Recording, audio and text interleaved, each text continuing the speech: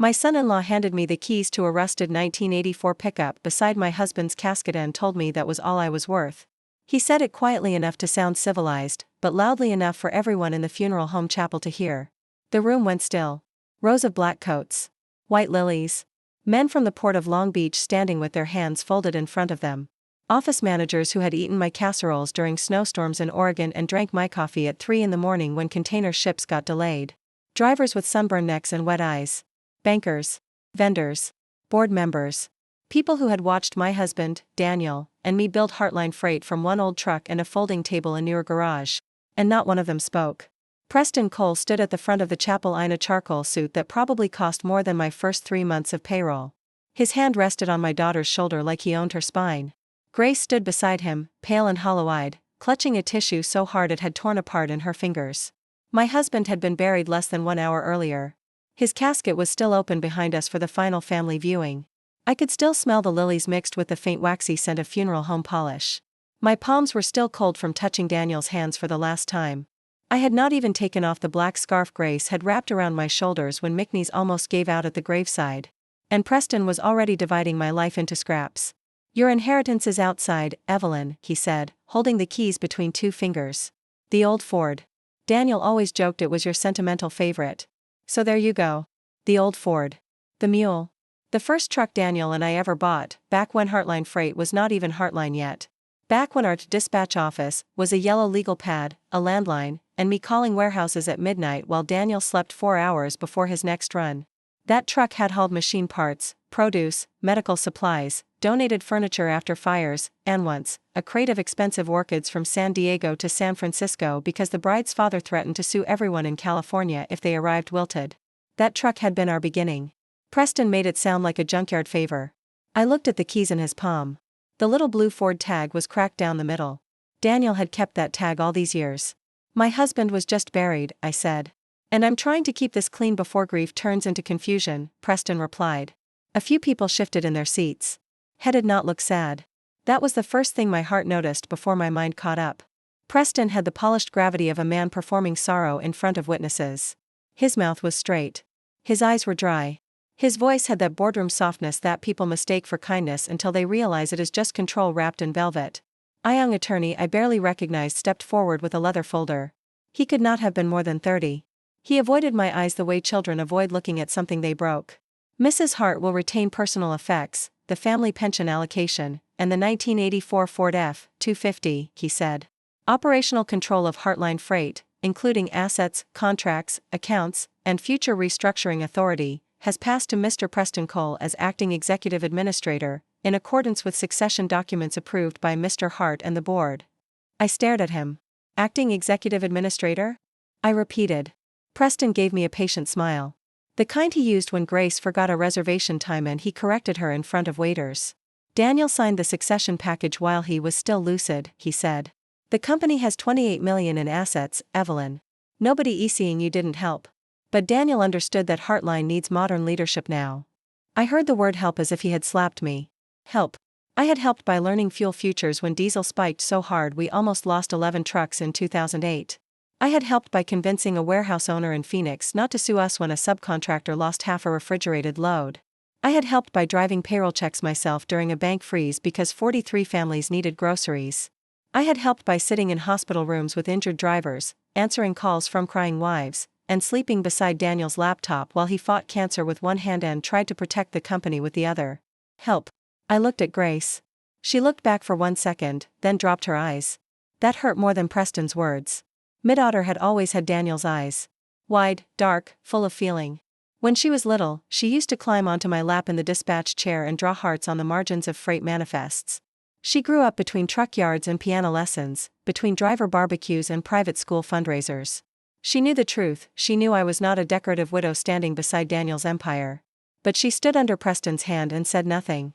Preston had spent the last 2 years telling everyone I was tired. Fragile. Emotional. Not built for post-Daniel realities. He said it with concern at dinners. He said it in emails copied to the board. He said it to Grace after my husband's chemo sessions, when I forgot appointments because I had not slept in 36 hours. He had not stolen my company in one move. He had sanded me down slowly until people mistook the dust for proof that I had always been small. I signed vendor guarantees, I said. I negotiated port contracts. I kept Heartline alive when Daniel was on the road and when he was in treatment. I know every loan, every route, every driver by name. Preston sighed. You were involved, he said. You were not in charge. Then he raked into a small white box on the table beside the guest book. At first, I thought it was another funeral card. It was my old Heartline security badge. The one with my picture from 12 years ago, back when my hair was still more brown than silver. Under my name, in black letters, it said, Evelyn Hart, co-founder. Preston held it up so everyone could see. Then he snapped it in half. The sound cracked through the chapel. Grace flinched. I did not. For liability reasons, Preston said, placing the broken pieces beside the condolence cards, your access to all Heartland facilities has been revoked effective immediately. Someone gasped. I saw Manny Ortega in the third row, one of Daniel's first drivers, grip the pew so tightly his knuckles went white. I saw Kim from billing cover her mouth. I saw old Mr. Whitaker, who ran Pacific Cold Storage and owed his entire West Coast expansion to Daniel's reliability, stare at the floor like the carpet had become suddenly fascinating. They were ashamed. But shame is not courage. Preston knew that. He had his men in the room. Not bodyguards exactly, but lawyers, consultants, new department heads he had hired after pushing out Daniel's old people. Men with clean shoes and dead eyes. He had surrounded the funeral with payroll fear. Mortgages, health insurance. Kids in college. Nobody wanted to become the next example. He had chosen the perfect place to humiliate me. A room full of witnesses who could not afford to defend me. I took the keys. They bit into my palm. Is this really all you think I deserve? I asked. Preston leaned closer. His cologne was sharp and expensive. It's more than Daniel should have left you. For a second, the room blurred. Not because I wanted to cry. Because something in me went cold. There are moments when grief stops being water and becomes steel. You do not know it is happening until you realize your hands are no longer shaking. I looked at my daughter again. Grace, I said softly. Her lips parted. Preston's hand tightened on her shoulder. She looked away. So I turned and walked out. No screaming. No collapse. No dramatic speech. I refused to give Preston the satisfaction of watching me break on his schedule. The California sun hit me like a punishment when I stepped into the parking lot. The funeral home sat on a quiet street in Long Beach, white stucco and trimmed hedges, the kind of place designed to make death look tasteful. Beyond the palm trees, I could almost smell the port. Salt, diesel, metal, hot pavement. The smell of my whole adult life. The mule sat at the far end of the lot. Faded blue paint. Rust along the wheel wells. Driver's side door dented from when Daniel backed into a loading pole in Bakersfield and blamed the pole for being aggressive. The hood was sun-bleached almost white. A strip of old duct tape clung to the tailgate like a scar. But the tires were new. I stopped walking. Daniel would never put new tires on a truck he intended to abandon. My husband grew up poor in Fresno with a mother who reused aluminum foil and a father who could make a fan belt out of stubbornness. Daniel respected machines. If he replaced tires, it meant the vehicle still had a road ahead. I went closer. The windshield had been cleaned. Not perfectly, but carefully. The inspection sticker was current. The old registration tag had been updated 3 weeks earlier. 3 weeks earlier, Daniel could barely sit up without help. My throat tightened. I opened the driver's door. The hinges groaned like an old man complaining about church pews. The cab smelled like hot vinyl, salt air, and Daniel's peppermint gum. For a moment, I had to grip the steering wheel because the smell almost took me down. On the passenger seat was an envelope. My name was written on it in Daniel's handwriting. Evie. Nobody called me that except him. I sat behind the wheel and closed the door. The chapel disappeared behind dusty glass. Inside the envelope was an old photo of us standing beside the truck in 1992. Daniel had his arm around my waist. I was laughing at something outside the frame. The mule's bed was loaded with boxes of machine parts wrapped in tarps. Behind the photo, Daniel had written one sentence. If they hand you a crumb, look twice before you throw it away. I pressed the photo to my gist. Then I saw the small black button under the dash. It had not been there before. I knew that truck better than I knew some rooms in my house. I had cleaned spilled coffee out of the cup holder. I had tucked spare cash under the seat. I had yelled at Daniel for leaving gas station hot dog wrappers in the door pocket. That button was new. I turned the key. The engine coughed, hesitated, then roared to life with a strength that did not match its body. The radio flickered, static cracked through the speakers. Then a small screen slid out from behind the old cassette deck. I stopped breathing. Daniel's face appeared. Not the Daniel in the casket. Not the hollowed-out man from the hospital bed. My Daniel. Thinner, yes. Tired, yes. But his eyes were alive. Sharp. Warm. Furious. Evie, he said through the tiny speakers, if you're hearing this. Preston finally showed his teeth. I covered my mouth. Do not go home, Daniel continued. Do not go to the office. Do not trust the board yet. And do not let Grace out of your sight if you can help it. She is not your enemy. She's being used. My phone rang. The screen said Preston. I stared at Daniel's frozen face on the little screen. Then I answered. Do not drive that truck out of Long Beach, Preston said. No greeting. No softness now. The velvet was gone. I looked through the windshield toward the funeral home entrance. Preston stood under the awning, phone to his ear, watching me from across the lot. Why? I asked. It contains company documents. I thought it was my inheritance. Don't get cute, Evelyn. His voice lowered. That truck is obsolete equipment tied to corporate records. If you remove it, I can report theft. Then report it. A pause, tiny. Almost nothing. But enough. Preston was scared. Daniel's recorded face seemed to look right through me. Evie, he said from the screen, follow the Old Harbor route. The screen changed to a map. A red line appeared from the funeral home to the industrial district near Wilmington, then down toward a cluster of warehouses I recognized from another life. Old leased yards. Cold storage overflow. Places we had used before Heartline moved into its glass office in Carson. A destination blinked on the screen. Warehouse 17. My hand closed around the gear shift. In the rearview mirror, Preston was walking toward the truck now. Faster than before. I put the mule in drive. For the first time since Daniel died, I felt something other than grief. I felt the road open. I drove. Preston called 6 times before I reached Anaheim Street. I let every call ring out. By the time I crossed toward the old freight yards, the city had changed from polished funeral lawns to chain-link fences, stacked containers, tire shops, taco stands, and warehouses with faded signs. This was the Long Beach Daniel and I knew. Not the beachfront version from postcards, but the working version. The version that moved America's groceries and hospital supplies and cheap furniture and Christmas toys while everyone else slept. The mule handled like a stubborn animal, but it moved steady. Too steady. The steering had been repaired. The brakes responded cleanly. The engine sounded tuned. Daniel had rebuilt more than a truck. He had prepared an escape route. At a red light, I looked at my phone. Grace had texted. Mom, please stop. Preston says you're making this worse. I typed back with trembling thumbs. I love you. Your father left something for us. Please do not sign anything else. The reply came almost immediately. He said you would say that. I closed my eyes. At Warehouse 17, the chain-link gate opened before I touched it. I had not been there in nearly 11 years. The building used to store overflow pallets during holiday rushes. Daniel once slept in a lawn chair inside during a port strike because he refused to leave a shipment off medical refrigerators unattended. I thought we had given up the lease. The roll-up door lifted by itself. White light spilled onto the cracked pavement. Inside, the warehouse was not abandoned. It was spotless. Work tables. Filing cabinets. Wall maps. A coffee pot still warm. A row of old Heartline route boards hanging like museum pieces. Boxes labeled by year. A printer humming softly in the corner. And standing beside a table with a black folder in his hands was Walt Baines. My knees almost gave way. Walt had been Daniel's operations chief for 23 years. A hard-faced former Marine with a bad hip, a perfect memory, and the ability to tell from a driver's voice whether a load was going to be late. Preston had fired him 8 months earlier and told the board Walt was resistant to modernization. Daniel had not spoken to me about Walt after that. Not much. I thought it was because the firing hurt him. Now I understood. Mrs. Hart, Walt said. His voice cracked. He had never called me Evelyn in front of drivers. Always Mrs. Hart, not because he thought I was fragile. Because in his world, respect was a form of farmer. What is this? I asked. Walt looked at the truck behind me. Daniel's contingency.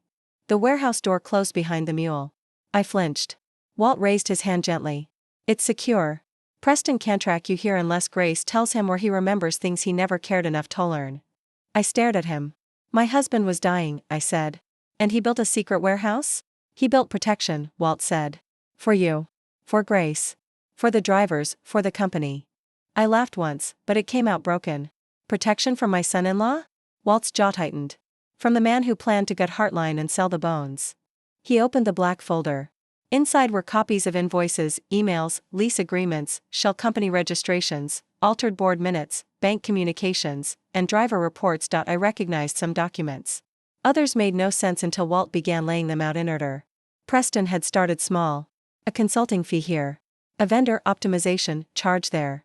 Then a maintenance contract with a company registered to his college roommate, then fuel rebates redirected through an outside broker. Then trucks we had paid off were quietly moved into new leasing arrangements. Heartline was paying rent on vehicles it already owned. Then came the route transfers. Port routes. Refrigerated lanes, medical supply contracts. The contracts Daniel and I had fought for during decades of missed holidays and broken sleep. Preston was moving them to a company called Westbridge Mobility. The majority owner was a Delaware LLC. The LLC traced back to Preston's cousin. My stomach turned. He's been stealing routes, I said. Not stealing, Walt said bitterly. Starving the company on paper, then buying the profitable pieces through his cousin at a discount. And the board? Some didn't know. Some didn't want to know. Two are dirty. Daniel was trying to separate cowards from criminals when his health crashed. I gripped the table. Why didn't he tell me? Walt's face changed. Pain. Loyalty. Regret. Because Preston was using Grace. The name hit harder than any document. Walt pulled out a smaller folder. This one had my daughter's name on the tab. Grace Cole. No, I whispered. She didn't know what she was signing, Walt said quickly. At least Daniel didn't believe she did. Preston told her you were planning to sell Heartline after Daniel died, liquidate the employee pension reserve, and move to Arizona. He told her Daniel was too sick to understand you had become reckless. I felt the room tilt. I would never do that. I know. Grace knows. Walt did not answer. That silence was a knife. Preston had not only taken my place at Heartline. He had taken my daughter's trust and turned it into a weapon. I sat in an old metal chair because I could not stand anymore. Daniel's voice came from the mule again. The screen had turned itself back in. Evie, he said, Walt has the first layer. There are 3 more. I turned toward the truck. On the screen, Daniel sat in what looked like this very warehouse. He wore a navy cardigan over his pajamas. His hands were thin. His wedding ring hung loose. But his eyes were fierce. I know you're angry at me for keeping this from you, he said. You have every right to be. But Preston made sure anything I told you would sound like paranoia from a dying man. He was building a case that I was mentally compromised and you were emotionally unstable. If I confronted him openly, he would have forced a medical competency fight, frozen the company, and pushed Grace to testify against you. I pressed my fist against my mouth. Daniel swallowed. The mule is not owned by Heartline. It belongs to the Old Hart Family Road Trust. You remember it. We created it in 1999 after the Riverside lawsuit, when you said we needed something nobody could touch if the company ever got sued. I remembered. Barely. A dusty trust document. A cautious lawyer. Daniel teasing me for being the queen of worst-case scenarios. We had put a few assets into it and then never thought about it again. Daniel smiled faintly on the screen, like he knew I was remembering. You were right, Evie. You were always better at seeing storms before the sky changed. The tears came then. Silent and hot. The trust holds the truck, the old warehouse lease, and a reserve account. Not enough to buy Heartline. Enough to buy the short-term fleet debt Preston needs to finance tomorrow morning.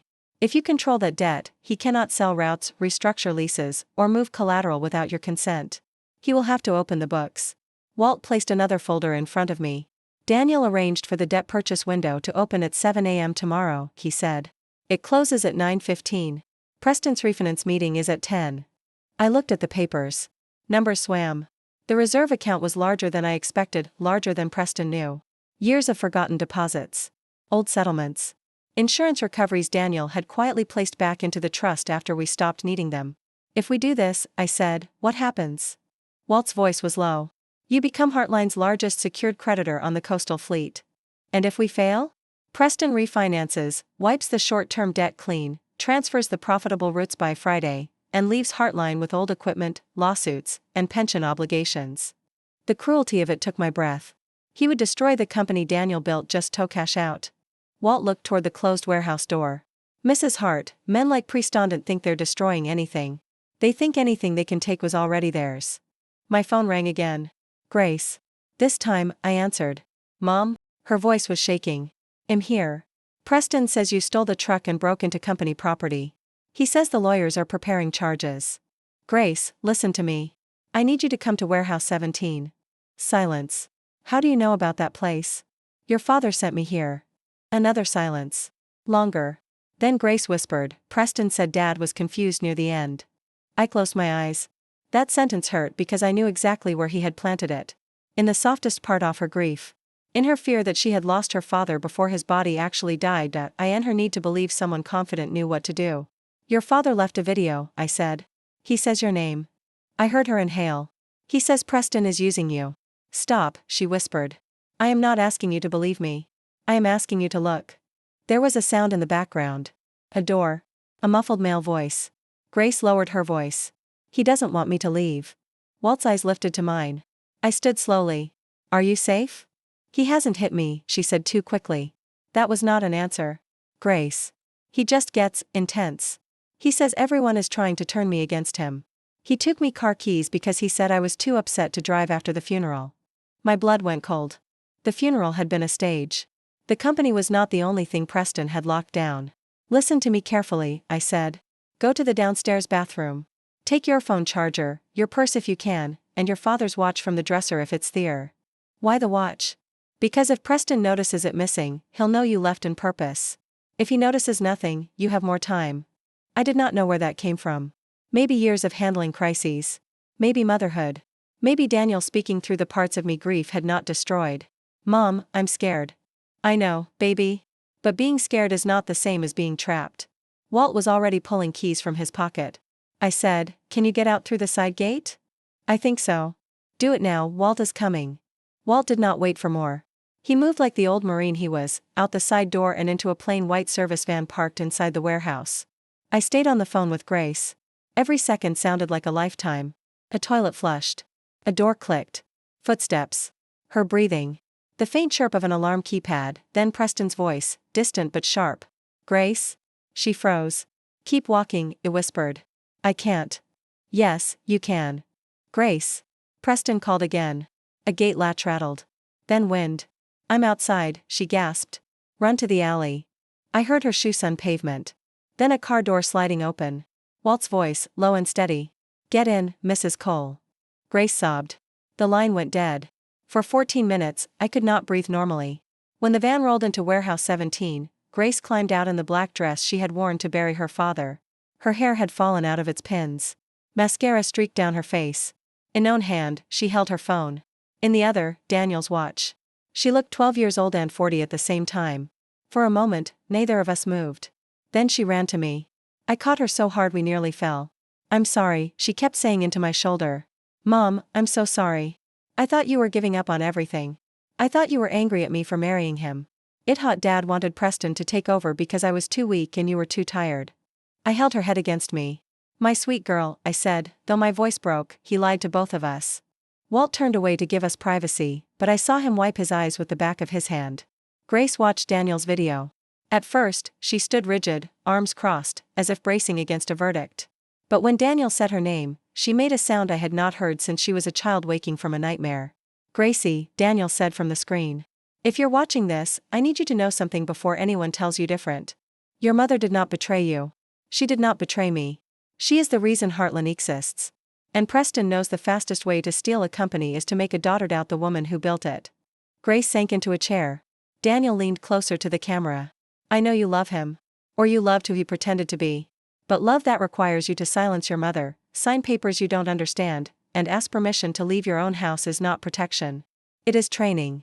Grace covered her face. I wanted to stop the video. I wanted to spare her. But she lowered her hands and kept watching. Daniel said, look in the blue folder in your closet. The one he told you was estate planning. Bring it to your mother. Grace went still. She looked at me. I brought it, she whispered. From her purse, she pulled a blue folder. My heart began to pound. Inside were documents Walt had never seen. A family consent package. A secret route sale approval. Grace listed as beneficiary representative. A statement saying I had voluntarily waived involvement due to emotional incapacity. My signature appeared on 3 pages. But I had never signed them. Teresa Maddox arrived at 8:40 that night. Daniel had left her name in Walt's file with one instruction: call when Evie has the blue folder. Teresa was not what I expected. I had imagined a sleek corporate attorney in heels and pearls. Instead, she wore dark jeans, a blazer, and running shoes, with gray hair cut blunt at her jaw and eyes that missed nothing. She had represented Heartline once, years earlier, during a lawsuit involving a damaged medical shipment. Daniel trusted her because she never promised miracles. She promised evidence. She spread the documents across a table and worked for 3 hours without drama. At 11:55, she finally looked up. Your son-in-law has a problem, she said. Grace gripped my hand. What kind of problem? I asked.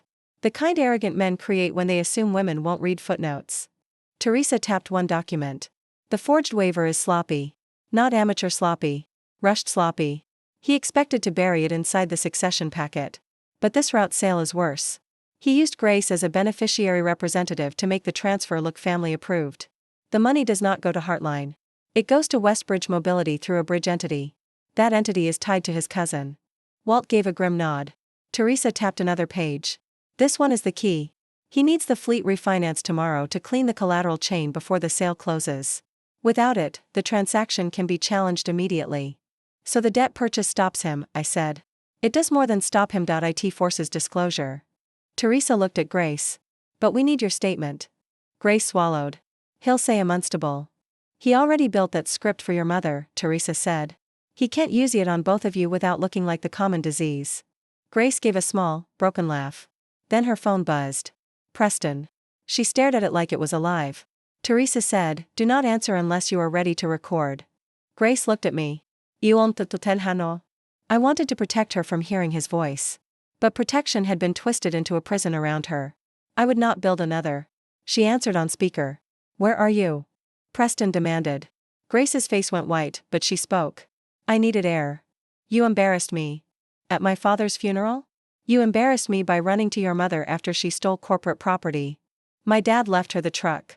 Your dad left a mess because he wasn't thinking clearly. Grace's eyes filled.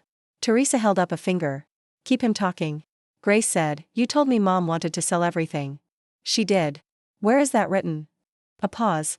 Don't start this. I signed papers because you said I was protecting the family. You were. Then why does Westbridge get the money? Silence. It lasted 4 seconds. Then Preston's voice changed. Low. Ugly. You went through my files? Grace flinched. I squeezed her hand. She said, they had me name on them. You listened to me carefully, Preston said. Your mother is a grieving woman with a history of emotional instability. If you let her drag you into this, I will not be able to protect you from the consequences. Grace's hand trembled, but she kept her voice steady. What consequences? You signed those approvals. You told me they were estate documents. And you signed them anyway. There it was. Teresa's eyes sharpened. Grace whispered, so if this goes wrong, you'll blame me? Preston laughed softly. That's not blame, sweetheart. That's paperwork. The room went silent. Grace closed her eyes as if something inside her had finally broken cleanly instead of bending. Thank you, she said. For what? For telling the truth once. She ended the call. At 7:05 the next morning, I signed the debt purchase documents with Teresa beside me, Walt across from me, and Grace holding Daniel's watch like a rosary. The bank officer on the video call looked uncomfortable. He clearly knew enough to understand this was not routine. Mrs. Hart, he said, once executed, the Hart Family Road Trust becomes the controlling secured creditor on the Coastal Fleet package. I understand. This could create conflict with the acting administrator. I looked at Daniel's frozen image on the little screen inside the mule. It already has. I signed. At 9:32, I walked into Heartline Freight headquarters for the first time since Preston cut me badge in half. The building in Carson was all glass, steel, and landscaped confidence. Daniel had hated it at first. He said it looked like a dentist office for rich trucks. I had loved it because our drivers finally had real showers, a decent break room, and a training center that did not smell like old tires. Security stood when I entered. For a second, I saw fear in the young guard's face. He knew my badge had been revoked. He knew Preston was upstairs. He also knew who I was. Mrs. Hart, he said quietly. Teresa stepped forward and placed a document on the desk. She is entering as representative of Hart Family Road Trust, secured creditor. If Mr. Cole has questions, he can address them in the boardroom. The guard looked at the paper, then at me. He pressed the elevator button. Good to see you, ma'am, Hugh whispered. That almost undid me. The elevator rose to the 5th floor. Grace stood on me left. Teresa on my right.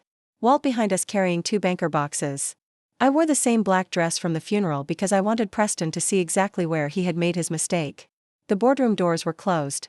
Through the glass, I could see Preston at the head of the table, leaning over a presentation deck. Bank representatives on screen. Board members around the table. Coffee cups. Bottled water. A tray of untouched pastries. He looked up when the doors opened. His face froze. Then smiled. Not because he was calm. Because men like Preston think a smile is a weapon if they use it before anyone else speaks. Evelyn, he said. This meeting is private. He walked to the table and set the mule's keys in front of him. No, I said. This meeting just got towed by a truck you thought was worthless. No one laughed. That made it better. Teresa opened her folder.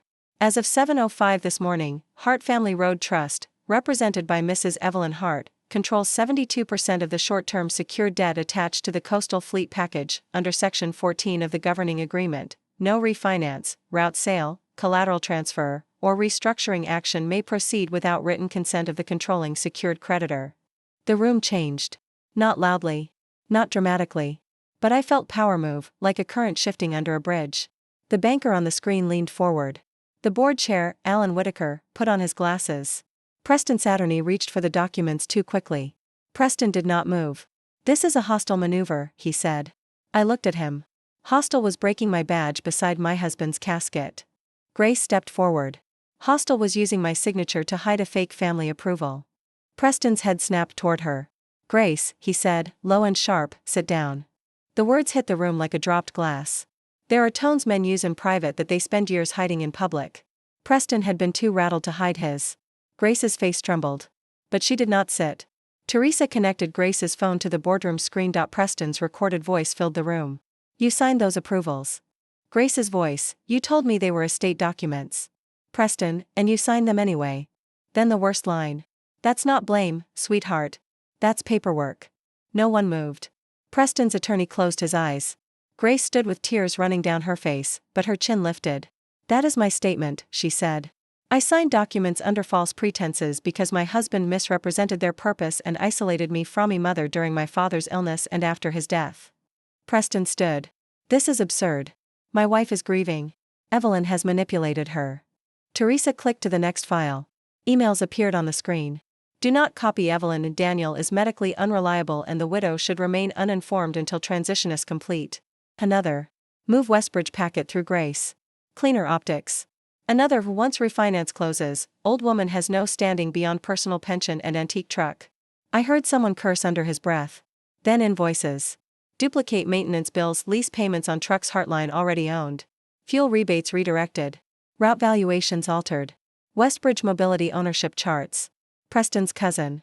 Consulting payments. A pattern so clear even cowards could not pretend it was fog. Preston's face went from white to red. You hacked privileged files, he said. Walt stepped forward. No, he said. We printed company records Daniel authorized me to preserve before you fired me. Preston laughed. Walt, you are a disgruntled former employee. The boardroom door opened again. 5 drivers entered. Manny Ortega came first, hat in his hands, shoulders squared. Behind him were Denise Bell, who had driven refrigerated medical routes for 19 years, Ray Collins, who trained half the company, old Pete Larkin from dispatch, and Sonia Alvarez from maintenance accounting. Preston looked at them like someone had let dirt walk onto his carpet. What is this? He demanded. Witnesses, Teresa said. Manny looked at the board. I hauled for Daniel and Mrs. Hart before there was a board, he said.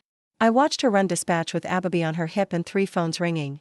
I watched her talk drivers through blizzards and sit with widows after accidents. So before anyone here says she only helped, you better understand something. Some of us stayed because she was the company. My eyes burned. Denise stepped forward. I reported 4 trucks marked for expensive lease replacement even though maintenance had cleared them. Mr. Cole told me to stay in my lane. Sonia lifted a folder. I found invoices paid twice to a vendor tied to Westbridge. When I asked about it, my supervisor said the question came from upstairs and I should forget it if I liked my job. Ray looked straight at Preston. You pulled good trucks off routes to make performance look worse. Drivers lost hours. Families lost money. And you called it efficiency. Preston slammed his hand on the table. These people do not have a voice in this room. That was his second public mistake. I stood slowly. Those people carried every dollar you tried to steal. The silence afterward felt enormous. Alan Whitaker, the board chair, removed his glasses. He looked older than he had at the funeral. Smaller too. Shame had finally found a place to land. Mr. Cole, he said, is there any explanation for the Westbridge documents? Preston adjusted his jacket.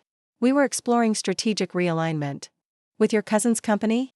Teresa asked. Many logistics firms use related parties. To buy undervalued routes from a company you control? Preston did not answer. The banker on screen said, this refinance is suspended pending internal review. Preston turned toward the screen. You don't have authority to do that. The banker's expression hardened. The controlling creditor has objected. We absolutely have authority. For the first time since I had known him, Preston looked trapped. Not challenged. Trapped. He reached for Grace. She stepped back. His hand closed around air. That moment was the beginning of his end. Alan called for an emergency vote to suspend Preston's executive authority pending audit and legal review. Board members who had avoided my eyes at the funeral suddenly found their spines. Fear had changed direction. Yesterday they feared Preston. Today they feared being tied to him. The vote was unanimous. Preston's access was revoked before he finished protesting.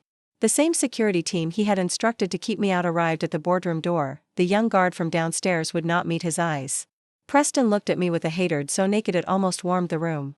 "You think this makes you powerful?" he said. I picked up the keys to the mule. "No," I said. It reminded me I already was. Then he turned to Grace. "You will regret this." Grace was crying, but she did not lower her head. "No," she said. "I regret believing you." That was the blow that landed deepest. I saw it. Not the company. Not the money. Not the suspended authority. He lost the story where he was the hero and we were helpless. And men like Preston can survive losing money easier than losing the mirror they use to worship themselves. The next 6 months were not clean or cinematic. Revenge in real life does not end when security escorts Amon out of a boardroom. It turns into subpoenas, emergency hearings, bank calls, forensic accountants, insurance notices, nervous vendors, and employees whispering in break rooms because they have seen powerful men fall before and still somehow land on someone else. Preston did not disappear. He fought. First, he claimed Daniel had been mentally incompetent when he created the recordings. Teresa responded with medical statements, not from one doctor, but 3, all confirming Daniel was lucid during the relevant period. Then Preston claimed I had coerced Grace. Grace responded by filing for separation, requesting a protective order, and handing over messages where Preston monitored her movements, controlled her access to accounts, and coached her on what to say about me. Then he claimed Westbridge was a legitimate expansion strategy. The forensic audit responded with 317 pages of duplicate billing, related party concealment, undervalued route transfers, and internal messages that made even his attorney stop using the phrase misunderstanding. The hardest part was not the legal war. The hardest part was watching Grace wake up from hers. She moved into my house 2 nights after the boardroom vote. At first, she asked permission for everything. To use the washer. To make coffee. To go for a walk. She apologized when she cried. She apologized when she laughed. She apologized for leaving lights on, for eating too little, for eating too much, for sleeping past 8. One morning, I found her standing in Daniel's old study holding his watch. "I don't know who I am without someone telling me what I ruined," she said. I wanted to say something wise. I did not have anything wise. So I told her the truth. "Then we'll find out quietly." She started therapy. Not because a court told her to, because Teresa looked her in the eye after one hearing and said, "You can win the case and still stay trapped inside his voice if you don't get help removing it." Grace went. She hated it at first. Then she stopped hating it. Then one afternoon she came home and said, "I told the therapist I was angry at Dad too." I froze. She looked terrified, as if anger were betrayal. "Why?" I asked gently. "Because hell left us a war." I sat beside her at the kitchen table. "He did. And he didn't trust us enough to tell us." I looked out the window at the lemon tree Daniel had planted and forgotten to water for 4 years while insisting it was doing fine. "He trusted us to survive the truth when it arrived," I said. "But yes. He should have told us sooner." Grace cried then. Not like the funeral. Not like the boardroom. This cry was different. Less collapse, more release. I cried with her. Loving the dead does not mean pretending they made perfect choices. Daniel had protected us the only way he thought he could, but protection still has a cost when it leaves the people you love alone in the dark. The audit widened. 2 board members resigned before they could be removed. One vendor settled quietly and returned $1.2 million. Westbridge Mobility folded so fast it was almost funny, though Teresa warned me not to laugh in writing. Preston's cousin tried to claim he had no idea where the money came from, which might have worked better if he had not emailed Preston the sentence, "Once the old lady is out, we move the refrigerated lanes first." Teresa framed that email. Not professionally. Just in her office bathroom, where she said bad men belonged. Preston was eventually charged with fraud-related offenses. I will not pretend the justice system moved with the speed my anger wanted. It did not. Some days it felt like watching a glacier file paperwork. But his accounts were frozen. His professional reputation collapsed. The house he loved showing off in Newport Coast went on the market. The custom boat named Grace under pressure was seized, which Grace found so darkly funny she laughed for 5 minutes and then cried for 20. The company survived. Barely at first. Drivers had lost trust. Vendors demanded reassurance. Banks wanted updated controls. Employees who had stayed silent at the funeral did not know how to look at me. I let them feel uncomfortable. Forgiveness is not the same as pretending nothing happened. At the first company-wide meeting after the audit began, I stood in the maintenance bay instead of the executive auditorium. I wanted everyone there. Drivers, dispatch, billing, mechanics, janitors, senior managers. The people Preston called labor units in one email, as if men and women with families were numbers in a spreadsheet. I stood in a wooden pallet because Daniel would have made a joke about me being too short for revolutions. The mule was parked behind me. Still faded. Still dented. Still wearing its old rust-like battle medals. I know some of you watched me get humiliated at my husband's funeral, I said. No one moved. I know some of you wanted to speak and didn't. I also know fear is expensive. Mortgages are real. Health insurance is real. Kids needing braces is real. I am not here to demand heroism from people whose paychecks were being held hostage. Manny looked down. But I am here to make one thing clear. Heartline will never again be run in a way that makes good people choose between truth and feeding their families. That was the first promise. The second was harder. We are going to rebuild controls. We are going to reopen the books where they need to be opened. Some people will lose titles. Some contracts will end. Some mistakes will be corrected publicly. And I will be corrected too when I am wrong. I saw surprise ripple through the crowd. Preston had ruled by certainty. Daniel, for all his warmth, had sometimes ruled by instinct. I did not want either throne. I am not naming myself CEO, I said. That caused the first murmur. I waited. I could. The board offered. But I spent 2 years being shoved out of rooms by a man who wanted the biggest chair. I did not fight my way back to worship the chair. Walt stood near the front, arms crossed, eyes suspiciously shiny.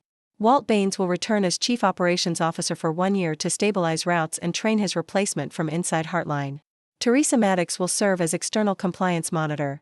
Grace Hart will not hold an executive position while her legal matters are active, but she will help build employee support programs if and when she is ready.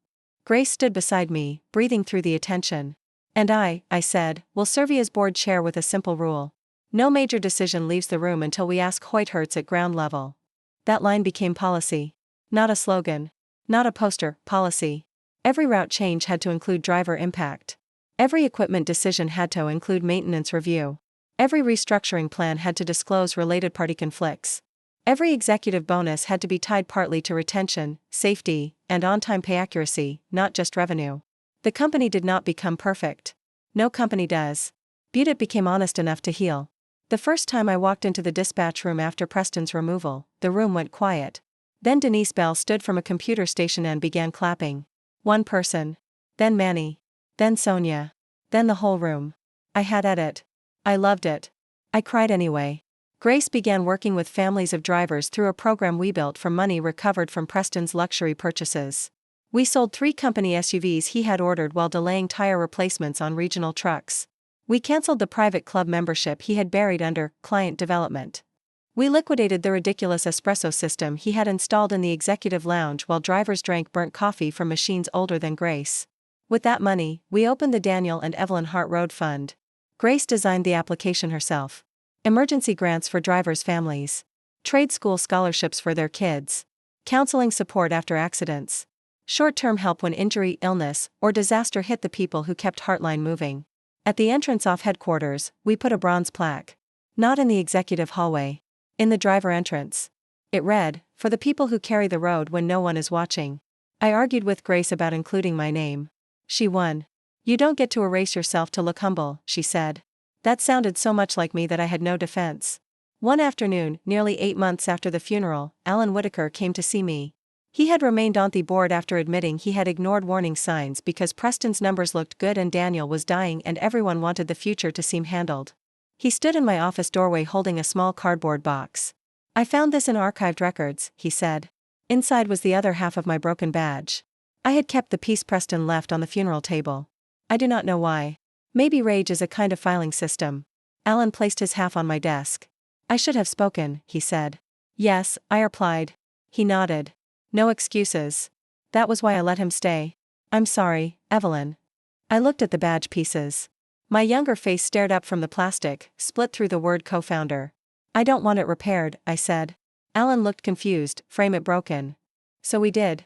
It hangs now in the boardroom, not as a monument to my pain, but as a warning. Under it is a small brass plate with the date of Daniel's funeral and 4 words, "Access is not authority." Preston had access. For a while, he had keys, passwords, titles, signatures, fear. He had everything that looks like power from a distance. But authority is different. Authority is what remains when people know who built the road. The last recording from Daniel came in late October. The mule had been fully restored by then, though I insisted we keep the dented driver's door. The mechanics repainted it the original deep blue. They rebuilt the engine, replaced the bench seat, polished the chrome, and somehow found a cassette tape Daniel had left behind labeled road songs, Bad Choices. The truck was parked inside the maintenance bay during a small dedication ceremony, nothing fancy. Barbecue from a place Daniel loved. Folding chairs. Driver's kids running between orange cones. Grace laughing with Manny's granddaughter near the soda coolers. I had not planned to drive it that day. But when the crowd thinned and evening light turned the pavement gold, I climbed behind the wheel. The cab no longer smelled like hot vinyl and old dust. It smelled like leather conditioner, machine oil, and faint peppermint because Grace had tucked a pack of Daniel's gum into the cup holder. It turned the key. The screen flickered. I thought the recordings were finished. Walt thought so too. Teresa had reviewed the system and found no more files. But Daniel appeared one last time. He was sitting closer to the camera than in the others. The light was dim. His breathing was harder. This had been recorded near the end. "Evie," he said. I gripped the wheel. "If this plays, it means the mule came home." My vision blurred. "I wanted to leave you something better than a fight. I wanted to leave you peace. A porch, morning coffee. Maybe that trip up the coast we kept postponing because some truck somewhere always needed saving." He smiled, and the smile broke my heart. "But I know you. And I know myself. We built a life by refusing to let bad men decide the size of our future. So if you had to fight, I hope you fought dirty enough to win and clean enough to sleep." I laughed through tears. That was Daniel. "I'm sorry I didn't tell you everything." I told myself secrecy was protection. Maybe it was. Maybe it wasn't. "You can yell at me when you see me again." I covered my mouth with both hands. His voice softened. "Take care of our girl. But don't shrink to make grief easier for her. She needs to see you standing. She always did." Outside the windshield, I saw Grace notice the screen from across the bay. She stopped walking. Daniel looked down, then back up. "And Evie, if Preston or anyone like him made you feel discarded, remember this. I never built Heartline so you could have a seat at my table. We built the table together. Burn it, rebuild it, move it, make it longer. I trust you." The screen went dark. For a long time, I sat there with my hands on the wheel, crying so hard I could not see the hood. Then the passenger door opened. Grace climbed in. She did not say anything. She just leaned her head on my shoulder the way she did when she was small and thunder shook the windows. We stayed there until the maintenance lights buzzed on overhead. Finally, she whispered, "Do you miss him every minute?" I looked at the dark screen. "No," I said honestly. "Not every minute anymore." She lifted her head. "Does that make you feel guilty?" "Sometimes." "What do you do?" I put the mule in reverse. "I keep driving." We took the truck out through the yard, past the fuel pumps, past the loading bays, past drivers who waved like we were royalty and family at the same time. The gate opened. The evening air rolled in from the port, salt and diesel and ocean. I drove the old harbor route Daniel had programmed for me on the worst day of my life. Grace sat beside me holding his watch. We passed Warehouse 17, now officially part of Heartline again, converted into a training and audit center. New employees learned company history there. Not the polished version. The real one. The version with mistakes, betrayals, courage, silence, and a rusted truck that carried more truth than a boardroom full of men in expensive suits. At a red light near the water, Grace said, "I should have defended you at the funeral." I watched the light sway in the wind. "Yes," I said. She nodded, tears in her eyes. "I'm sorry. I know. Do you forgive me?" That question had been sitting between us for months, too heavy to lift. I looked at me daughter. Really looked at her. Not Preston's wife. Not Daniel's grieving child, not the girl who looked away when my badge snapped in half. My daughter. Bruised Baileys. Guilty. Brave enough to come back. "I forgave you before you asked," I said, "but rebuilding trust still takes time." She breathed out shakily. "That's fair. It's also love." The light changed. We drove on. Today, the mule sits in the front lobby of Heartline Freight, restored but not beautified into something false. The dent remains. The cracked blue key tag sits in a glass case beside it. My broken badge hangs in the boardroom. Preston's name exists now mostly in legal files, cautionary training slides, and the kind of whispered office stories men like him think they are too important to become. Grace uses her maiden name again. Some days she is strong. Some days she still hears his voice in her head and has to remind herself it is not God, law, or truth. Hilingi's not a straight highway. It is construction zones, detours, and mornings when the engine does not want to turn over. But she is driving now. That matters. As for me, I never became the woman Preston tried to invent. I was not the confused widow. I was not the sentimental old lady with a junk truck. I was not the helper standing beside the real man. I was the woman who knew the routes before GPS, who could hear trouble in a dispatcher's pause, who could read a balance sheet and a driver's face, who built something real enough that a thief had to rewrite history before he could steal it. Preston thought he humiliated me by giving me the mule at Daniel's funeral. He thought he was handing me leftovers. He did not know Daniel had hidden a map in the insult. He did not know grief can sharpen when people mistake it for weakness. And he did not know that some women do not lose power when they are pushed away from the table. Sometimes they just walk to the parking lot, start the engine of what everyone else called scrap, and follow the route home.